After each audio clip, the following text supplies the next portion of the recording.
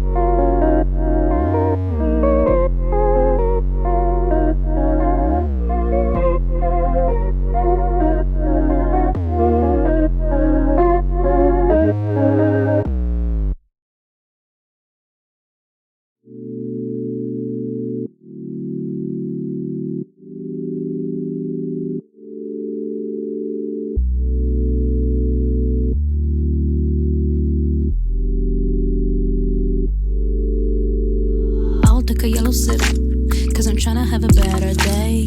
Ain't gonna get delirious, so just sit here by the bay. Might take a bigger sip, starting to feel okay. I think the party's getting serious, so all the other things can wait. Never listen to warnings, but there's no reason to worry. Done with my second drink, getting a little tipsy. Ain't gonna get delirious, so party hard till I'm 60. All the other things can wait. All the other things can wait. Well, I took too many sips. I mean, what exactly is too many? As long as I'm walking, I'm okay. I'll feel better anyway. Forgot about my problems, but how am I gonna get home? I spend all my money and drinks and now I roam. Never listen to warnings, but